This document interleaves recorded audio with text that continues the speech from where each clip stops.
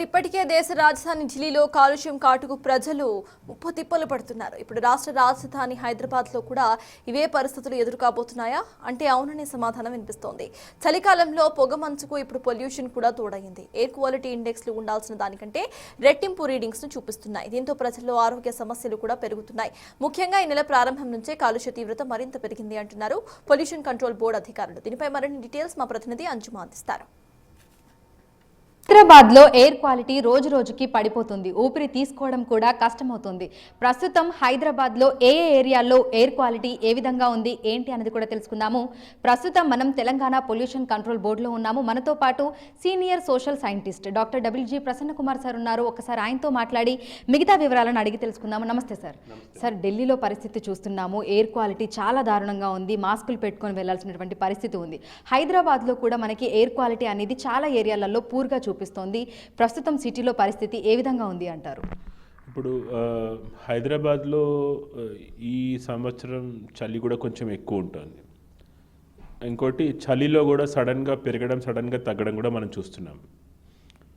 చలి ఎక్కువైనప్పుడు ఇళ్ళ చుట్టూ ఉండే ప్రాంతాల్లో ఎస్పెషలీ ఎక్కువ సాంద్రత ఉండే ఇళ్ళు ఉండే ప్లేస్ అంటే కాంప్లెక్స్ రెసిడెన్షియల్ కాంప్లెక్స్లో అట్లాంటి ప్లేసుల్లో బయట ఈ వాచ్మెన్స్ వాళ్ళు చలిని తట్టుకోవడానికి అక్కడ చుట్టుపక్కల ఉండే చెత్తని మొత్తాన్ని ఒక చోట చేర్చి కాల్చి దాన్ని రాత్రిపూట ఒకటి చలి నుంచి తట్టుకోవడానికి, రెండోది దోమల నుంచి తట్టుకోవడానికి ఆ పొగ పెడుతున్నారు. కాబట్టి ఇప్పుడు ఆ పొగ వాసన, పొగ మసి నుసి లాంటిది మనకి ఇళ్లలోకి చేరుతోంది. అది మనం ఊహించని ప్రదేశాల్లో కూడా, వాహనాలు నడవని ప్రదేశాల్లో కూడా, పరిశ్రమల కాలుష్యం చేరని ప్రదేశాల్లో కూడా ఈ కాలుష్యం చేరుతోంది. ఇది ఆల్మోస్ట్ సర్వాంతర్యమిలాగా ఉంటుంది. బాగా చలి ఉన్న రోజున కాలుష్యం బాగా ఎక్కువ ఉంటుంది. చలి తగ్గిన రోజున కాలుష్యం సాంద్రత కూడా తగ్గుతుంది. గాలి మూవ్మెంట్ ఉంటే కాలుష్యం కొంచెం దూరానికి చేరుతుంది కాబట్టి సాంద్రత తగ్గుతుంది. గాలి మూమెంట్ తగ్గినప్పుడు, గాలి మూమెంట్ ఏం లేనప్పుడు, ఇప్పుడు మొన్న మనం ఢిల్లీలో చూసిన దాన్ని బట్టి ఢిల్లీలో పరిస్థితి ఏంటంటే విండ్ స్పీడ్ 0 లెవెల్లో ఉంది. అంటే అసలు గాలి ఒక ఇటు కూడా అటు కూడా కదలని పరిస్థితి ఉంది. అట్లాంటప్పుడు ఎక్కడ పొగ వదిలితే అక్కడే ఆ ప్రాంతంలోనే పొగ ఉంటుంది, దూరానికి పోయే అవకాశమే లేదు. దాంట్లో చలి ఎక్కువ ఉన్నప్పుడు ఇంకా ఎక్కువ ఉంటుంది. సో ఇది మనకి హైదరాబాద్లో చాలా ప్రాంతాల్లో కనిపిస్తుంది. ఒక ప్రాంతం అని చెప్పలేము, ఏ ప్రాంతంలో ఉంటుంది. డీసెంట్రలైజ్గా దీని ఇంపాక్ట్ ఉంటుంది. అంటే పరిశ్రమ మామూలుగా పని చేస్తే వదిలే వాళ్ళ పొగలో ఆ పొగ ఇంటెన్సిటీ ఎక్కువ అనిపిస్తుంది ఈ సీజన్లో. కాబట్టి పరిశ్రమల వాళ్ళకు కూడా ఎప్పటికప్పుడు మా వాళ్ళు ఇన్స్ట్రక్షన్స్ ఇస్తున్నారు. అంటే పరిమితులకు లోబడి వాళ్ళు పనిచేస్తున్న పరిశ్రమ వాళ్ళ కాలుష్యం, వాళ్ళు వదిలిపెట్టే పొగని తట్టుకునే పరిస్థితి ఆ చుట్టుపక్కల వాళ్ళకు ఉండదు ఈ చలికాలం వల్ల. అందుకని వాళ్ళు ఎక్కడెక్కడ పొగ వస్తుంది అని కంప్లైంట్, అంటే వాసన వస్తుంది అనేది, పొగలోంచి వచ్చే వాసన వస్తుందని కంప్లైంట్ వస్తుంది, అక్కడ అన్ని చోట్ల మా దగ్గర 3 టాస్క్ ఫోర్స్లు ఉన్నాయి. రాత్రిపూట ఈ మొబైల్ టాస్క్ ఫోర్స్లు వాళ్ళ దగ్గర ఎక్విప్మెంట్తో పాటు వాళ్ళు వెళ్తారు.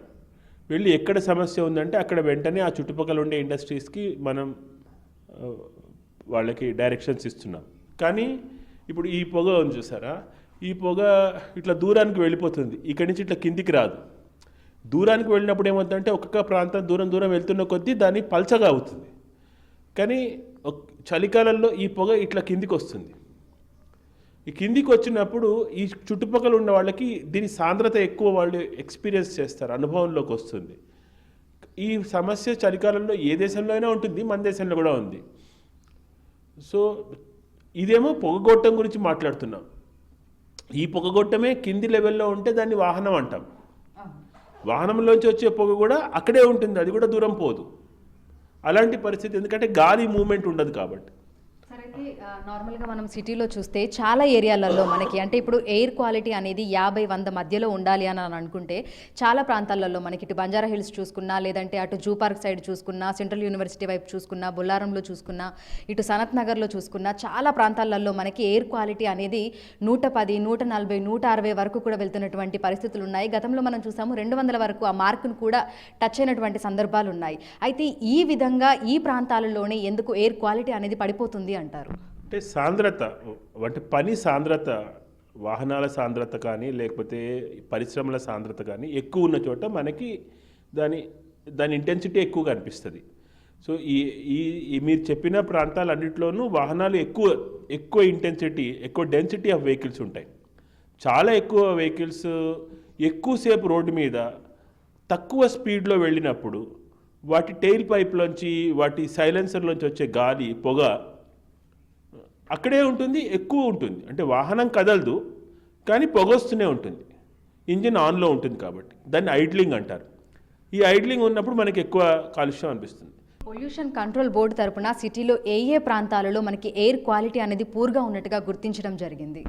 సనత్ నగర్ ఏరియా మనం చెప్పుకుంటున్నాం, పంజాగుట్ట చెప్పుకుంటున్నాం, జూ పార్క్ ఏరియా చెప్పుకుంటున్నాం, అట్లాగే హైటెక్ సిటీ దాటిన ప్రాంతంలో ఆ ప్లేస్లో కూడా చెప్పుకుంటున్నాం. ఎక్కడ ఇంటెన్సిటీ ఆఫ్ వెహికల్స్ ఎక్కువ ఉంటాయో ఆ ప్లేస్లో అన్నింటిలో కూడా ఎయిర్ క్వాలిటీ తగ్గుతోంది.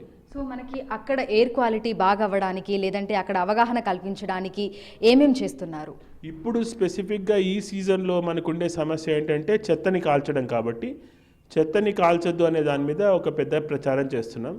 దాని మీద పోస్టర్స్ కూడా తయారు చేసి స్కూల్స్కి, కాలేజెస్కి పంపించి, ఈ రెసిడెంట్ వెల్ఫేర్ అసోసియేషన్ వాళ్ళతోటి మాట్లాడి వాళ్ళకి పంపించి, మున్సిపల్ కార్పొరేషన్తో మాట్లాడి వాళ్ళతోటి వాళ్ళ వర్కర్స్ చెత్తని కాల్చకుండా ఉండడానికి వాళ్ళని మీద కట్టడి చేయడం, ఇట్లాంటి ప్రయత్నాలు ప్యారలల్గా చేస్తున్నాం. ఢిల్లీ స్థాయి ఎయిర్ పొల్యూషన్కి మనం ఎప్పటికీ వెళ్ళాం కానీ వాహన కాలుష్యము, ఈ ఎయిర్ పొల్యూషన్ ఇంపాక్ట్ మనం ఎంతో కొంత భరిస్తున్నాం ఇప్పుడే. ఫ్యూచర్లో కూడా భరించాల్సిన అవసరం రావచ్చు.